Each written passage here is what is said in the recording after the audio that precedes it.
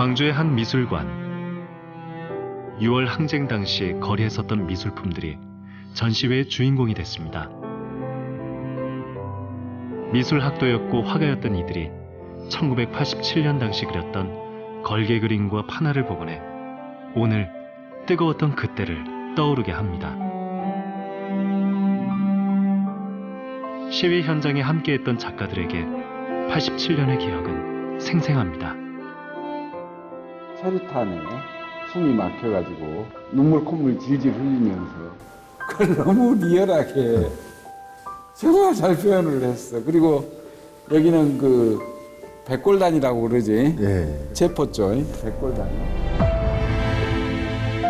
커다란 깃발과 만장이 펼쳐지면 시민들은 그 아래로 모여 주먹을 흔들었고 힘있는 글씨체의 현수막은 시민들의 간절함을 대변했습니다.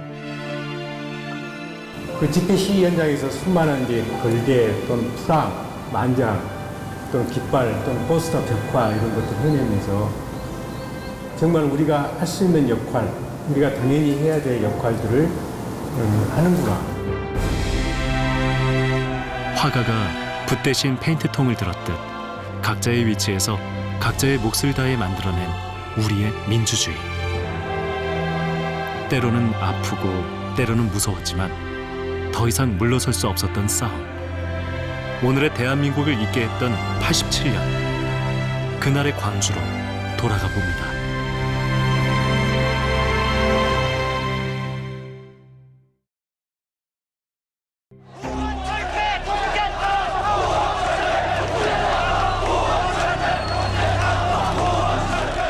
그날 87년 6월 10일 전국 22개 지역에서 동시다발로 열린 국민대회. 대회는 6시 국회 하강식을 기해 전 국민이 애국가를 부르며 시작됐습니다. 87년 집권 말기에 접어든 전두환 정권은 장기 집권을 하겠다는 야욕을 부렸고 민주주의에 목마른 국민들이 들고 일어난 것입니다. 많은 수의 시민 학생들이 부상당하고 구속 연행되어도 멈출 수 없었던 이날의 시위. 독재 정권이 저질러온 폐악에 맞서 주권을 되찾겠다는 의연한 각오가 폭발하게 된 87년 6월의 이날은 6월이 오기 전 이미 시작되고 있었습니다.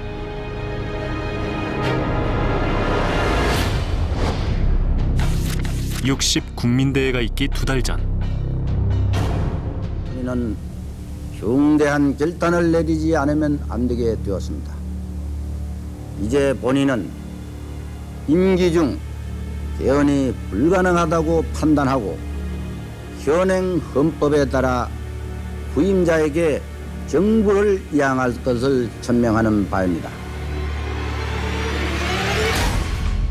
독재 정권 연장이라는 야욕을 드러낸 전두환 정권. 결국 민주주의를 열망하는 국민을 외면한 채 또다시 체육관 간접 선거로 대통령을 뽑겠다 선언한 것입니다. TV를 지켜본 시민들은 분노했습니다. 직선제 논의가 한창이던 그해 1월 서울대생 박종철 군이 치안본부에 연행돼 조사받던 중 고문으로 사망합니다. 탁친이 억하고 죽었다는 수사당국의 어이없는 발표에 성이 난 시민들. 2월과 3월 박종철 군 범국민 추도식과 고문 추방 국민평화대행진으로 맞서지만 군사정부는 아랑곳하지 않고 4.13 호원 조치를 통해 정권의 건재를 과시합니다. 그때 당시 상황 자체가 그 4.13 호원 선언이 나오자 가장 먼저 경악한 건 광주입니다. 왜냐하면은 민주 일정에 따라서 민주 정부를 수립하면 될 것을 왜 그것을 수용하지 않아야 결국 전두환이는 광주 사람들을 희생 제물로 삼고 선거를 통해서는 자기가 대통령이 될 수가 없으니까 그 체육관 선거를 통해서 집권하겠다고 했고 실제 그렇게 했습니다. 그런데 이제 4.13 호원 선언을 함으로써 또다시 이제 그 장기 집권으로 들어가겠다 이런 것이었기 때문에 호헌 조치라는 뻔한 속셈에 먼저 집단 행동으로 맞선 곳은 광주였습니다. 4월 21일 광주 대교구 남재희 신부를 비롯한 12명의 사제들이 무기한 단식 농성에 들어간 것입니다. 급기야 이제 4.13 조치로 전두환이 그 호헌을 선포하니까 거기에 가장 몸으로서 가장 빨리 나섰던 게 이제 그 천주교 광주교구 신부님들의 단식 농성이었죠. 그리고 이제 그 단식 농성이 들불처럼 퍼지면서 당시 사제단의 농성이 진행되던 금남로 카톨릭 센터 앞은 매일같이 시민과 수녀, 신자들의 지지 집회가 열리고 동조 단식 농성이 확대되기 시작합니다.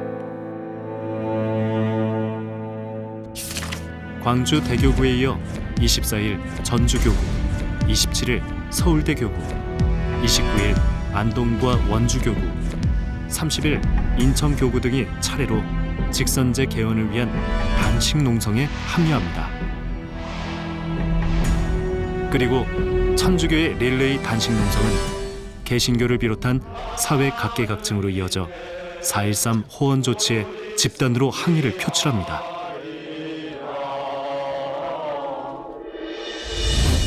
본물처럼 터져나오는 호헌 반대 목소리는 4월에서 5월로 접어들며 한층 고조되기에 이릅니다. 호헌론을 분쇄하자. 호헌론을 분쇄하자. 호헌론을 분쇄하자.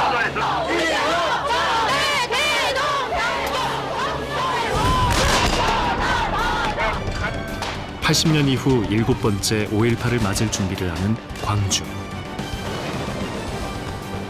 대학가에서는 교수들의 시국 선언이 이어지고 5월 학살 책임자 처벌과 호헌 철폐를 위한 학생들의 시위가 끊이질 않았습니다.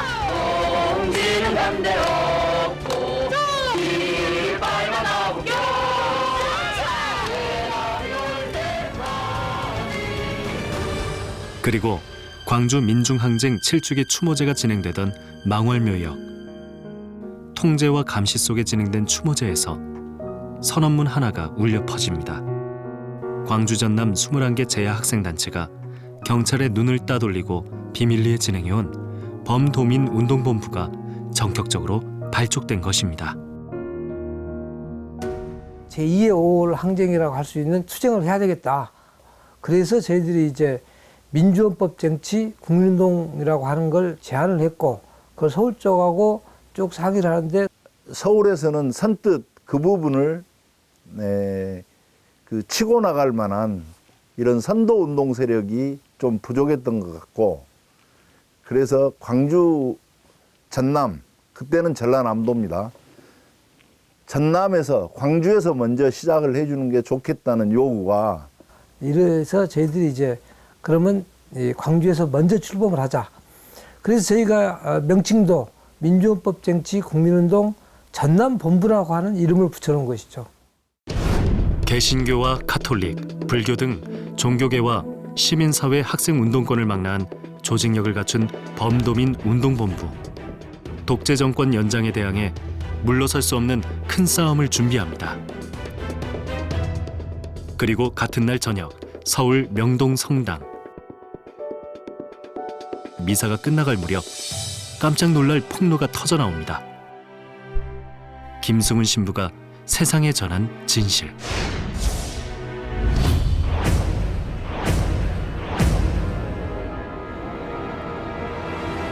허위와 기만으로 국민을 우롱한 부도덕한 정권에 시민들의 분노는 한계점을 넘기 시작합니다. 야당 정치권과 재야 시민단체는 이제 국민의 뜻을 하나로 모아 조직적인 대응을 해야 할 상황. 광주 전남에서 먼저 출범한 국민운동본부의 영향을 받아 부산에 이어 대구, 경북, 전북, 충남 등 전국 22개 시도지부가 차례로 조직을 갖춥니다. 그리고 5월 27일 사법당국의 눈을 따돌리고 서울 향림교회에서 역사적인 한 조직이 태동합니다. 전국 단위의 민주헌법쟁취 국민운동본부, 약칭 국본이 발족된 것입니다. 시간하고 또 이 어디로 가야 된다 하는 것을 알려줄 연락책들이 만날 장소만 정해놓은 거예요. 이게 뭐 007 작전 하듯이 그렇게 비밀리에 따돌리고 이제 결성대회를 할 수 있었고, 지역의 국민운동본부와 재야 종교계의 정치권까지 아우른 해방 이후 가장 큰 조직이자 6월 항쟁을 이끌 컨트롤 타워인 국본. 국본은 이 자리에서 6월 10일에 대규모 국민대회를 개최하기로 결정합니다. 이름하여 박종철 고문살인 은폐조작 규탄 및 민주헌법 쟁취 범국민대회. 그러나 국민이 모이는 것을 본능적으로 꺼려온 전두환 오공정부는 늘 그랬던 것처럼 집회 원천 봉쇄에 나섭니다. 전국에 걸친 6월 10일 불법 집회는 치안 질서를 교란시키고 국법 질서를 파괴하여 극도 사회 분화를 조성함으로써 내일 서울의 경찰력 2만 명, 전국에 4만 3천 명을 동원해서 집회 시위에 대처하도록 하는 한편 내일 오후 6시에 경적을 울리는 차량 운전사들은 모두 도로교통법 규정에 따라서 처벌하기로 했습니다. 60 국민대회를 저지하기 위해 당국은 무리한 대응을 하기에 이르고 대회 참가를 결의하며 시위를 하던 연세대생 이한열 군이 최루탄에 피격돼 중태에 빠졌다는 소식이 전해지며 전국은 분노에 휩싸이게 됩니다.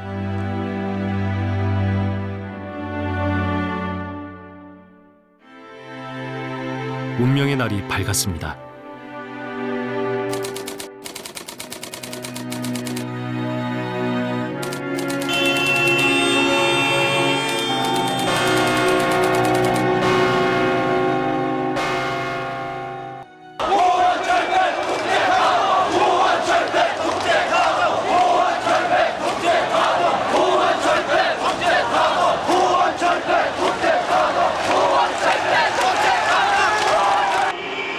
거리에 쏟아져 나온 시위대, 경적을 울리는 차량, 박수를 치며 시위대에 호응하는 사람들.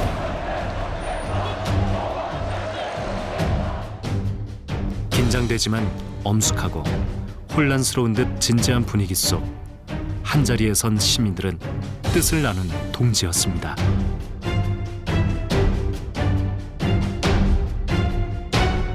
(6월 10일은) 집권당인 민주정의당의 대통령 후보 선출이 있는 날이기도 했습니다.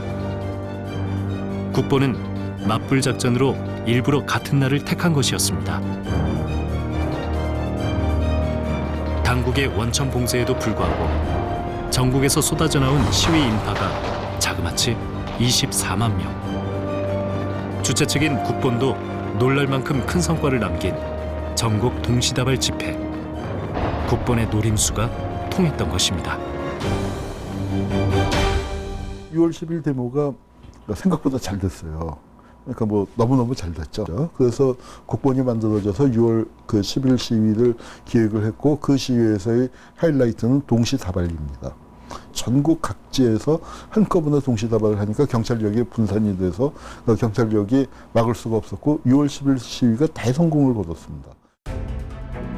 이날 광주에선 성직자들도 가세해 거리에 나섰습니다. 그리고 그 자리엔 어김없이 최루탄이 등장했습니다. 수녀님들이 그냥 앉아가지고 있었는데 거기에다 막 최루탄을 까버려요. 정말 분노했죠. 그분들이 폭력을 행사할 분들도 아니고 또 그냥 뭐랄까 평화롭게 항의하러 온 사람들한테, 그 행사에 참가하러 온 분들한테 그냥 최루탄 이거 사과탄 있잖아요. 그거 막 거기다 까가지고 아주 고통스러웠죠. 그런 걸 보면서 아, 이건 더 유지돼서는 안 될 정권이구나, 이런 생각들을 하게 됐습니다.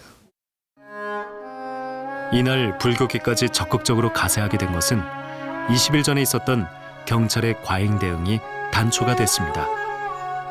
금남로 근처 원각사에서 있었던 5월 영영 추모 법회에 군합발로 난입한 사건이 벌어진 것입니다.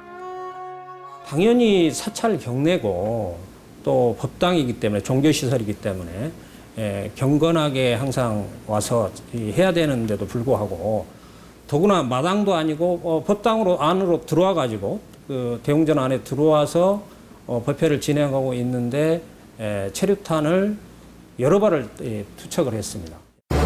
법회는 중단되고 법당 안에 있던 사람들까지 연행되자 스님들의 규탄 단식 농성이 이어집니다.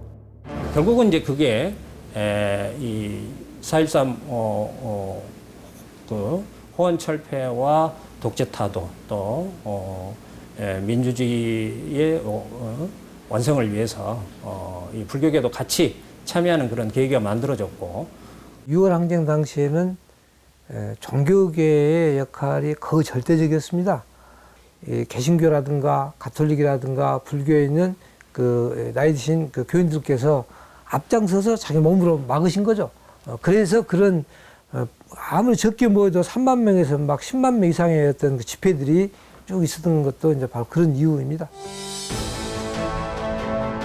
종교계의 선도 투쟁이 촉매제가 돼 시위대의 수는 날이 갈수록 늘고 또 그만큼 경찰의 진압은 거세어졌지만 시위대가 지치지 않았던 것은 마음을 나눈 시민들의 지지 때문이었습니다.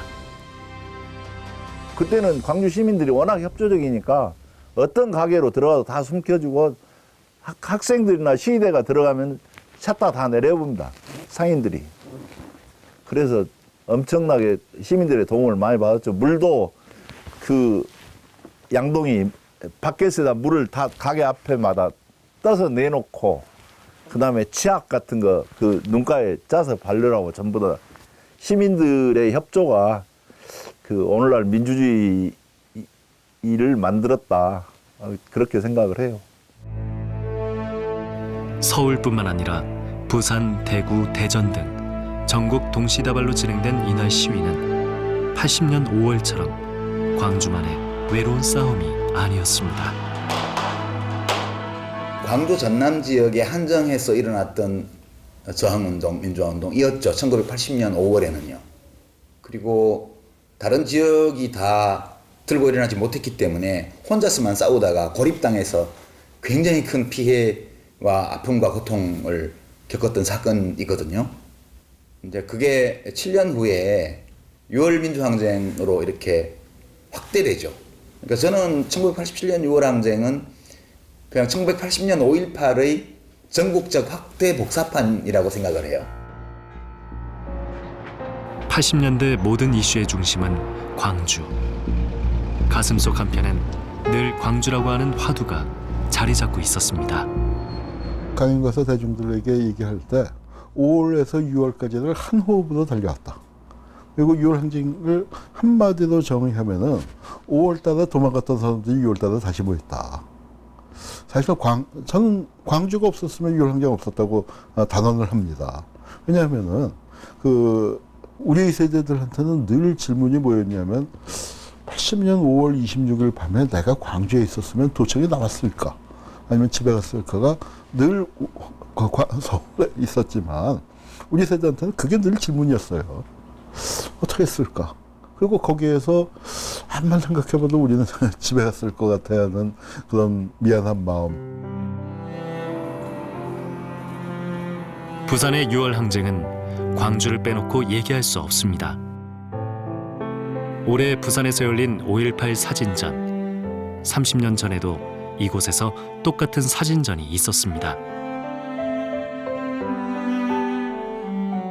광주만의 아픔으로 묻기에는 너무나 큰 진실을 부산에 전한 이는 광주 사람이 아닌 부산의 박승원 신부였습니다. 천주교 광주 대교구와의 인연으로 전두환 정권의 만행을 접한 이후 진실을 알려야겠다는 생각에 정권의 통제를 뚫고 복사본을 받아 부산에서 5.18 사진전을 열었습니다. 그 광주 사태가 지금까지 알고 있던 거고 정반대하네요. 그렇죠? 사진전을 보니까.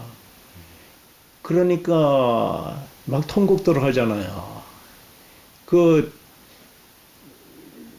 사진 그 전시실 그 바닥에 말해 그냥 무릎 그냥 주저앉아 가지고요. 그냥 그 땅바닥을 치면서 말이죠. 사진전을 보고 난 부산 사람들의 반응은 한마디로 충격과 분노였습니다. 저는 그게 결국 도화선이 됐다고 생각합니다.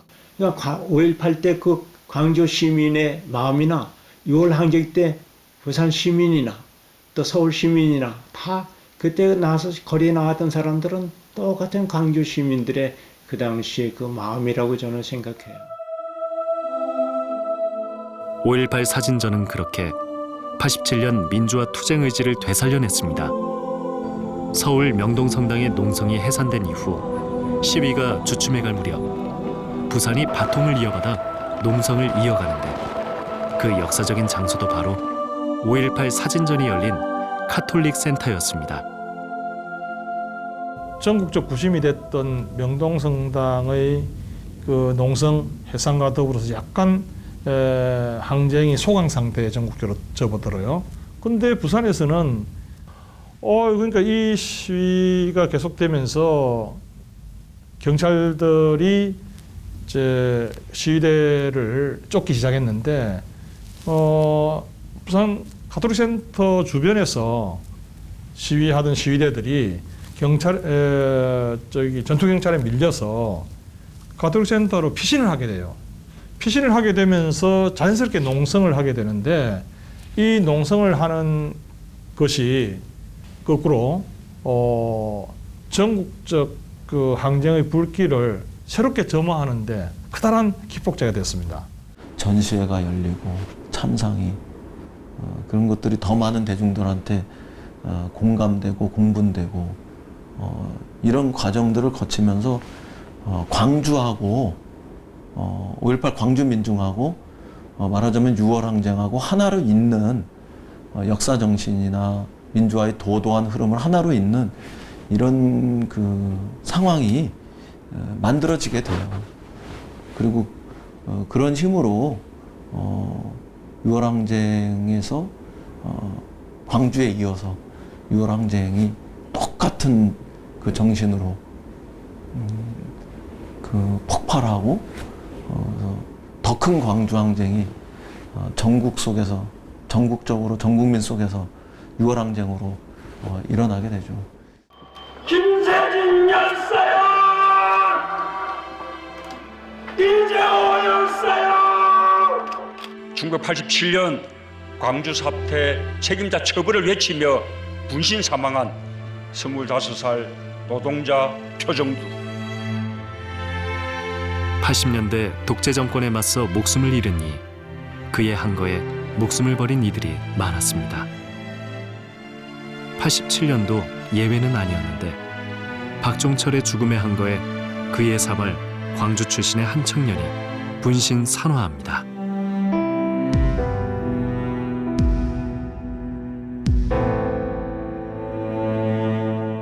박종철 그 추도회를 이렇게 하게 되고 여기에서 표정두 열사가 굉장히 그 분노를 하더라고요. 광주에서 분실해서는 별 의미가 없다. 그래서 서울 광화문에 가서 서울에 있는 많은 사람들에게 하여튼 전두환 군부 독재를 끝장내야 된다고 하는 이걸 알려야 된다. 5월 학살의 만행도 알려야 된다. 이렇게 해서 서울까지 올라가서 분실을 하게 된 거죠. 하지만 경찰은 병원에서 화장터까지 사람들의 접근을 막고 열사의 죽음이 더 이상 공론화되지 못하게 철저히 통제합니다. 그렇게 청년은 묘도 쓰지 못한 채 한 줌의 재가 되어 어느 강가에 뿌려집니다.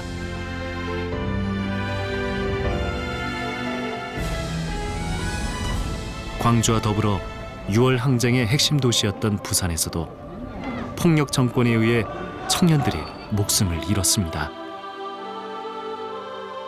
부산 청년 황보 영국은 87년 5월 광주 학살 책임자 처벌, 민주헌법 쟁취를 외치며 분신 사망하고 평범한 회사원이었던 이태춘은 시위 도중 최루탄을 맞고 유명을 달리하게 됩니다. 이태춘의 그 연결식이 부산역에서 열립니다. 그때의 기록 사진을 보면 노무현 전 대통령, 그리고 문재인 현 대통령 이 두 분과 여러 시민사회단체의 대표들과 또 시민들이 대열을 지어서 걷는 모습이 나옵니다. 당시 국민운동 부산본부에서 항쟁에 함께했던 노무현 문재인 변호사도 그의 죽음을 부산 시민들과 함께 아파했습니다. 한국의 역사를 보면은 그렇습니다. 우리가 그 어떤 그 사람들의 죽음을 헛되이 하지 않았던 거예요. 3.1운동은 고종 황제의 죽음과 맞물려서 일어났고 60만 세 운동은 순종 황제의 그 죽음과 맞물려서 일어났고 4월 혁명은 김주열의 죽음이 불러일으켰고 5.18은 또 무수한 광주 시민의 죽음이 5.18을 가져왔다면 6월 항쟁은 박종철의 죽음, 그다음에 이한열이 이렇게 수많은 죽음을 담보로 우리의 민주주의 역사는 힘들게 험난한 그 길을 지나가고 있었습니다. 최루탄에 쓰러진 이한열 군의 혼수 상태가 일주일 넘게 계속되고 국보는 또 하나의 큰일을 준비합니다. 일상생활에 극도의 불편을 주고 때론 살상무기가 돼가고 있는 최루탄 추방 결의대회를 열기로 결정합니다.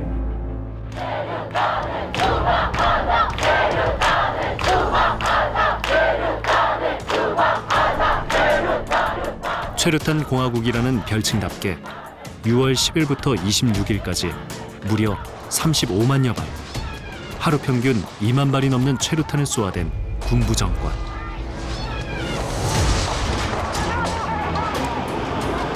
매캐한 최루탄 가스에 마스크는 필수였고 물안경을 쓰거나 비닐봉지를 머리에 쓰는 이도 있었습니다. 때로는 공중전화 부스 안으로 몸을 피하며 최루탄 공세를 이겨내려던 시민들. 누가 시위되고 누가 길 가는 시민인지 구분이 안 되는 상황에 사람만 모였다 하면 진압경찰은 여지없이 최루탄을 쏘아댔고 사람들은 큰 불편을 겪었습니다. 최루탄을 추방하자는 결의대회는 공감을 사기 충분했습니다. 그러나 정권은 대회 이름이 무색하기에 이날도 어김없이 최루탄을 쏘며 강경 진압에 나섭니다.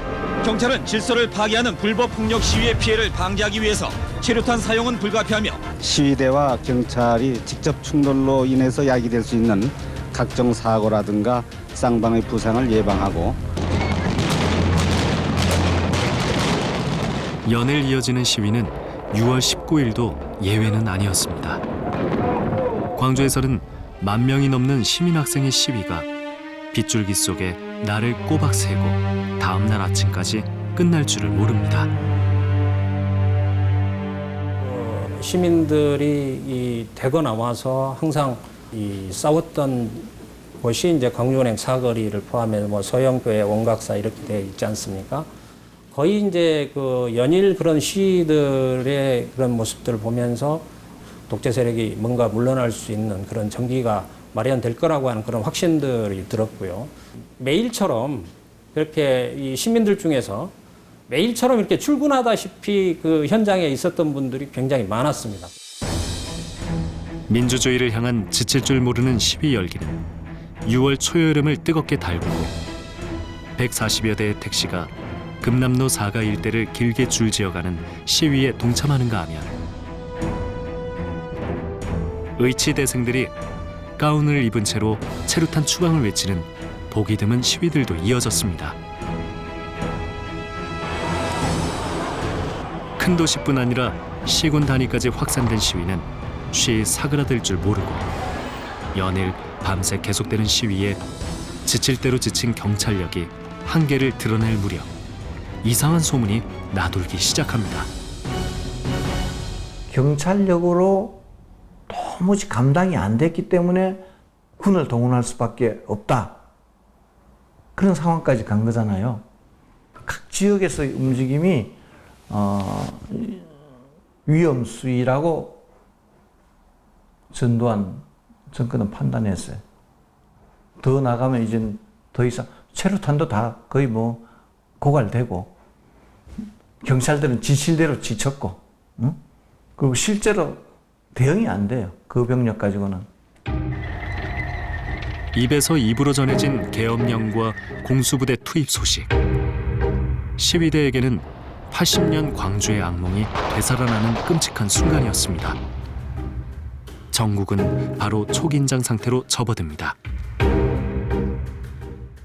전두환 군사 정권이 6월 18일에서 20일 요 사이에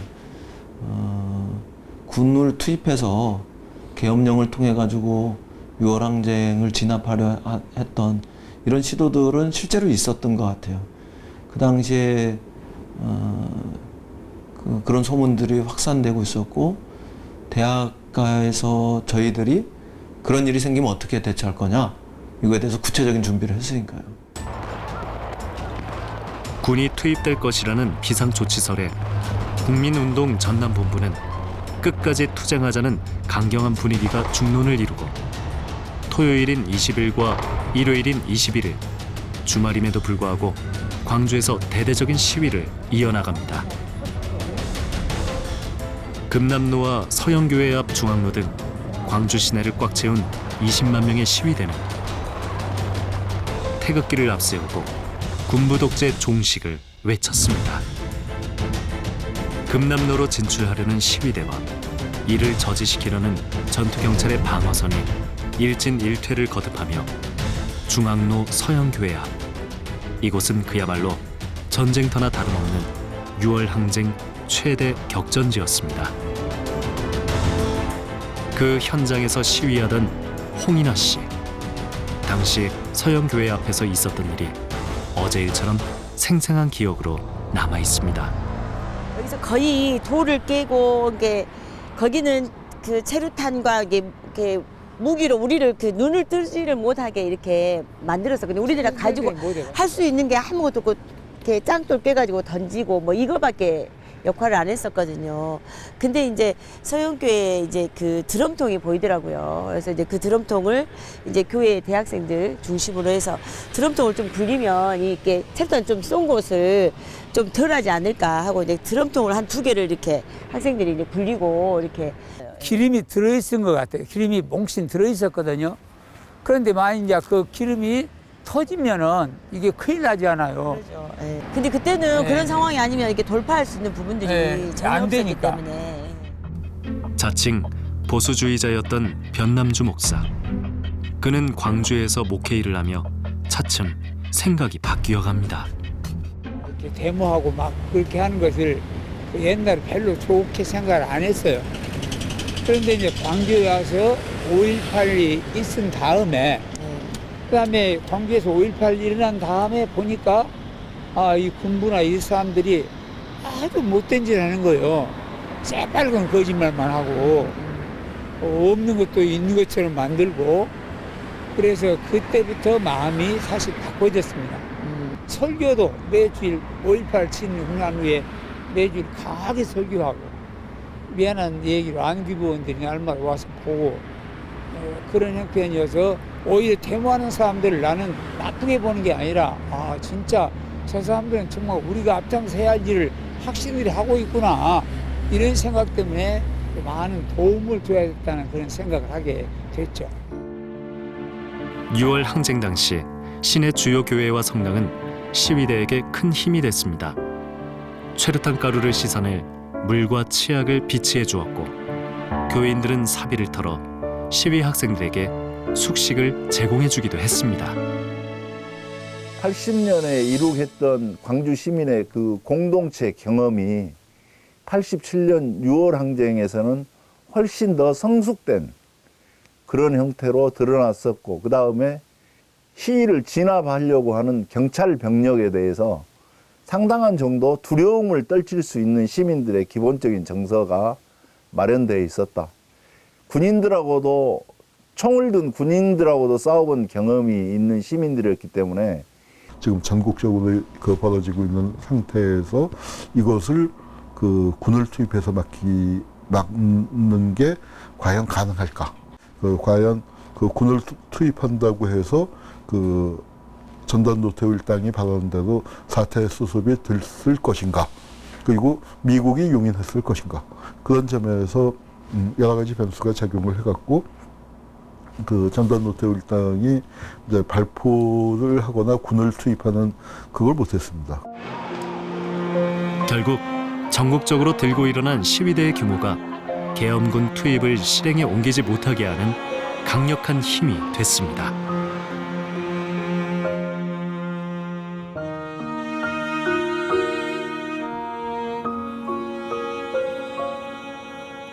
이제 그때 저희들은 이제 시골에 살면서 이제 하여튼 그때 뭐 그때가 바쁠 때거든요. 6월달이면 그때는 또 뭐 기계로 모시는 시기도 아니고 손으로 모시고 보리타자고 하는 시기였는데 하여튼 일 해놓고 해름참 되면 못 타가지고 광주로 나오는 게 버스 타고, 그리고 이제 그때 당시에 농민 회원들 뭐 청년들뿐만 아니라 면직원들까지 꼬시고 나왔어요. 면직원들까지. 공무원들도 네. 나왔어요. 면직원들도 나왔어. 그래갖고 넥타이 풀어불고 같이 다니면서 막 같이 데모하고 그랬거든. 이게 생업을 다 하면서 지금 생각해보면 일하고 저녁에 여기까지 광주까지 버스 타고 데모로 나오고 지금 감히 상상을 못하지 지금. 그날의 광주, 그 뜨거웠던 현장에서 밤을 새워가며 구호를 외치고 투쟁가를 불렀던 투사들이 막걸리잔에 30년 전 추억을 떠올립니다. 나는 모든 이제 자료를 그 다 집에 압수수색이 가져가니까. 들어와갖고 책을 한 100권 이상 뺏겼는데 그때는 무조건 진짜 못 보니까 그래서 다 없애버리고 다 사진도 서로 안 찍었잖아요. 사람 이름도 안 외웠어요. 네, 사람 이름도 안 해요. 다 감이 쓰고. 전화번호도 안 외우고 잡혀갖고 허문당하면 분다고. 그리고 뭐 그런 그때는 열정들이 있었어.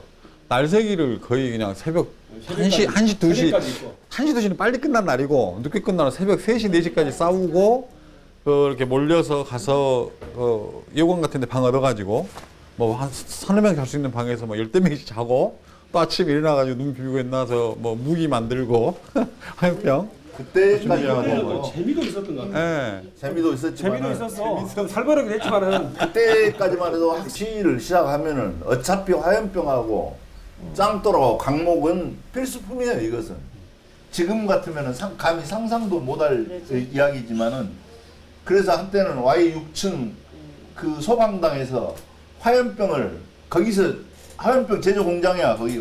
거기 전부 소주병하고 사가지고 와가지고 거기서 신나고 사가지고 와가지고 화염병을 만들어서 라면 박스에다 담아가지고 그 시위 현장으로 보급을 했어. 보급 말하자면. 그때는 이제 백골단이 있어가지고 그 방패 하나 조그마한 거 들고 그냥 쫓아와서 체포해서 막그 절이라서 막 그 5.18 때 그 군인이 집 밟듯이 집 밟고 막 그랬잖아요. 하얀 헬멧을 쓰고 맞아요. 예, 하얀 헬멧 쓰고. 최루탄과 무차별 연행이라는 강경 대응에 돌과 화염병으로 맞서는 것이 일상이 된 그때, 정권에 대한 의사 표현으로 폭력 시위라는 소통 방식을 택한 것입니다. 요즘 같은 그 평화로운 분위기가 아니라 전쟁 같은 삶을 살았다고 해도 과언이 아닐 거야. 어디에서든지 마찬가지. 그래서 목숨을 내걸고 항상 살았었던 것 같아요. 사는 거야. 지금도 전쟁 같지 뭐.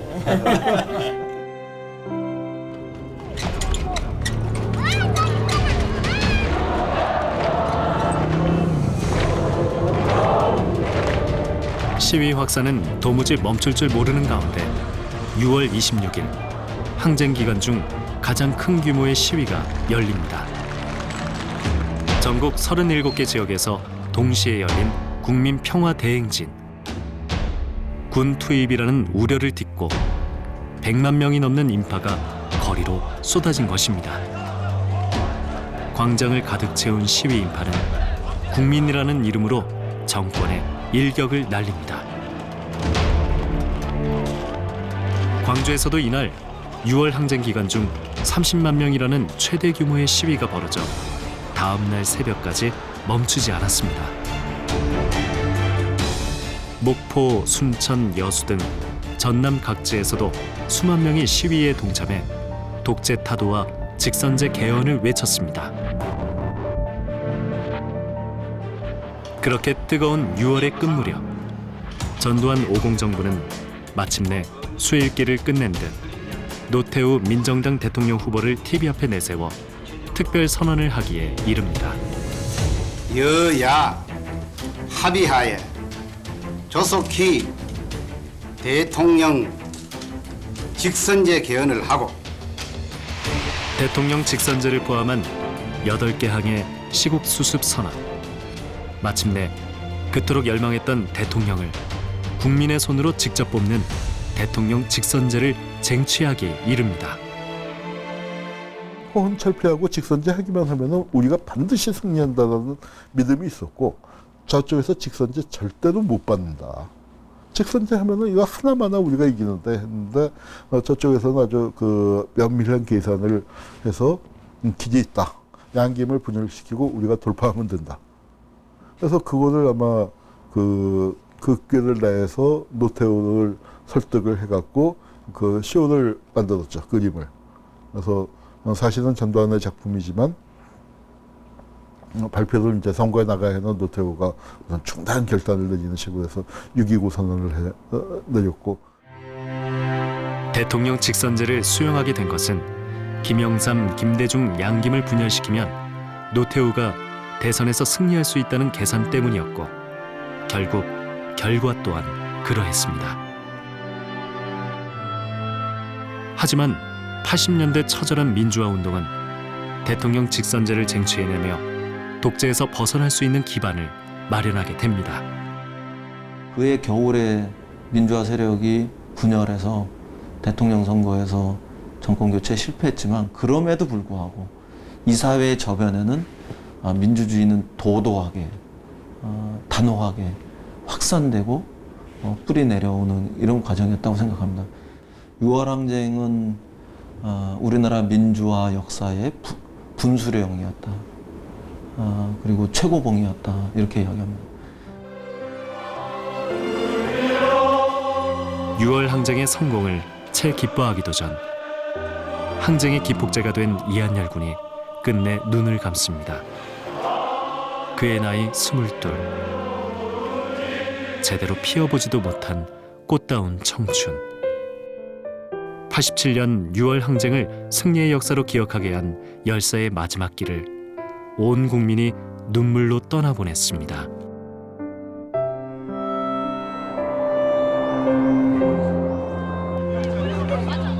활기로 가득한 교정에서 미래를 꿈꿨던 소녀는 30년이 흐른 지금 이렇게 동상으로 남아 후배들과 마주보고 있습니다. 오늘은 이한열 모교에 특별한 역사 수업이 마련됐습니다.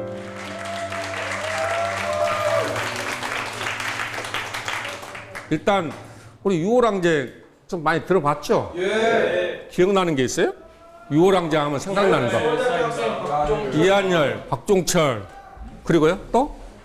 호언철폐를 요구. 호언철폐. 익히 들어왔던 역사적 사건이지만 오늘 6월 항쟁에서 지난 겨울 촛불혁명을 떠올립니다. 4.19 혁명, 5.18, 6월 항쟁, 그리고 작년 말 올 초에 이어진 촛불혁명. 우리 촛불혁명은 세계적으로 유례없는 평화혁명이라고 그러죠.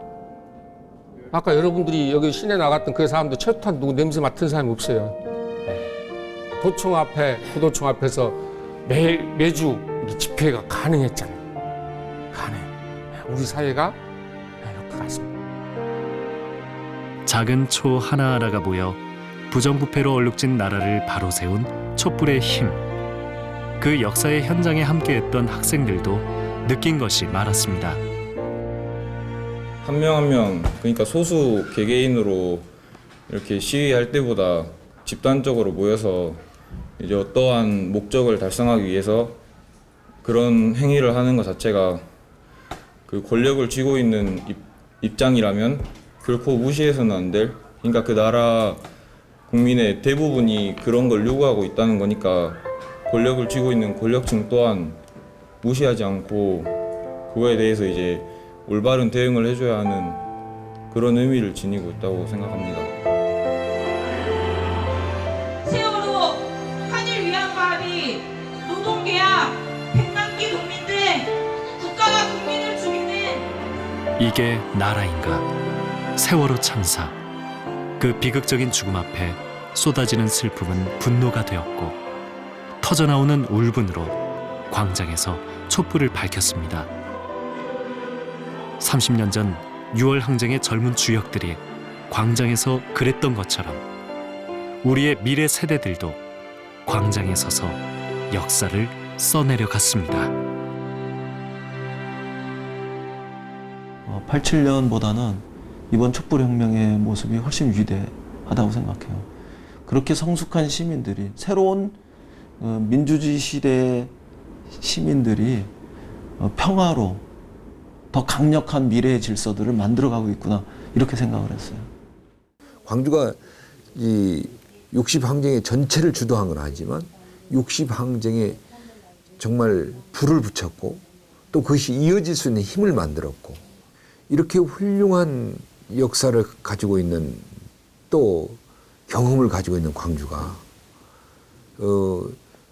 우리 스스로에 대해서 자랑스럽게 생각하고, 또 이러한 정신을 전국과 또 세계와 함께 나눌 수 있는 그런 그 폭넓은 마음을 가져갈 필요가 있다.